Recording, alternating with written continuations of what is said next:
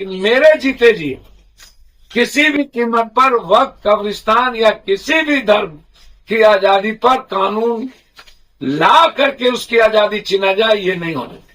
पप्पू यादव निर्दलीय सांसद है, न वह पक्ष के हैं और न ही विपक्ष के, लेकिन वह हमेशा मुद्दों की बात करते हैं।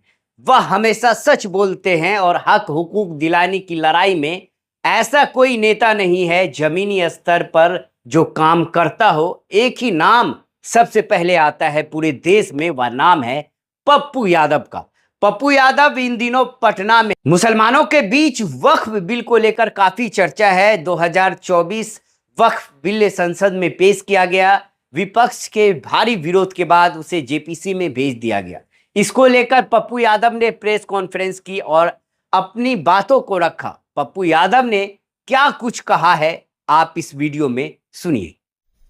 मैं इस देश में चाहता हूं कि कोई भी देश के लोग उठे तो मंदिर में शिव का, कृष्ण का, राम की स्तुति सुने, गुरुद्वारे से गुरबानी सुने, चर्च से जीसस की वो प्रेयर प्रार्थना सुने, लेकिन मस्जिद से भी अजान सुने। मुसलमान खाएगा, मदरसा में क्या पढ़ेगा, दलित की पढ़ाई होगी कि नहीं,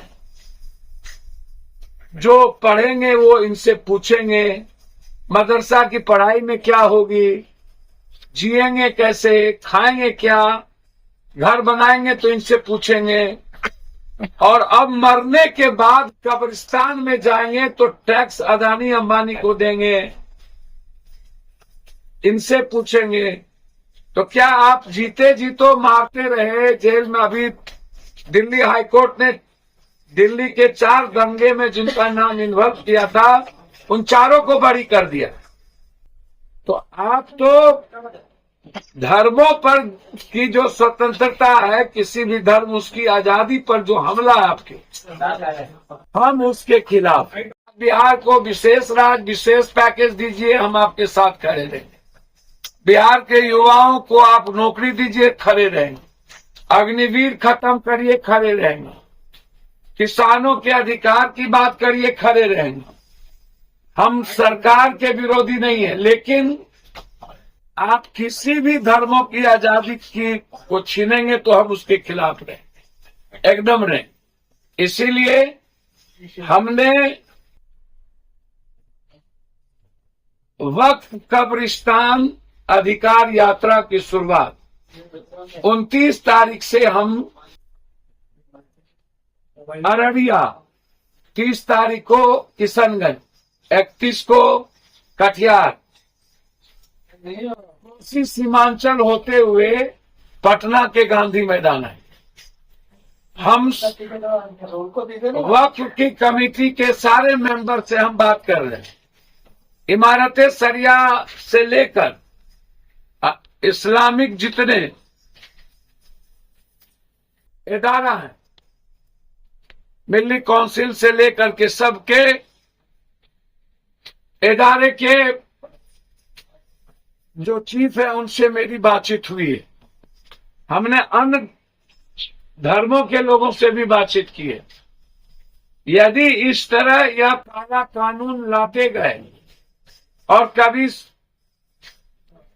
हर धर्मों की आजादी पर और लोगों के जीने की आजादी पर ये हमला करते रहे, अब मरने के बाद भी कब्रिस्तान में जाने के लिए सोचना पड़े मुसलमानों को या किसी को, टैक्स अदानी अंबानी को दे और सारी जमीन अदानी अंबानी को दे दिया जाए, तो ये जो सारी जमीनें अदानी अंबानी को दे दिया जाए, इसके हम खिलाफ हैं। मरने के बाद कब्रिस्तान का अधिकार के हम खिलाफ हैं। वक्फ जो बिल्कुल रिलीजन से जुड़ा मामला है, जो मुसलमान से जुड़ा मामला नहीं है, उसके जीने से जुड़ा मामला है, या इस पर जो इन्होंने डिफाइन किया है या काला कानून है, मेरे जीते जी, पप्पू यादव के जीते जी किसी धर्मों की आजादी पर, उनके अधिकार पर हमला हम नहीं होने दें। और हम इसकी लड़ाई सीमांचल कोसी होते हुए हम पटना के गांधी मैदान आएंगे और सदन में यदि इस काला कानून को लाया गया तो हम उसकी पूरी जोर विरोध करेंगे। जरूरत होगी तो उस कानून के खिलाफ आर पार की लड़ाई लेंगे। लेकिन मेरे जीते जी किसी भी कीमत पर वक्फ, कब्रिस्तान या किसी भी धर्म की आजादी पर कानून ला करके उसकी आजादी छीना जाए, ये नहीं होने देंगे।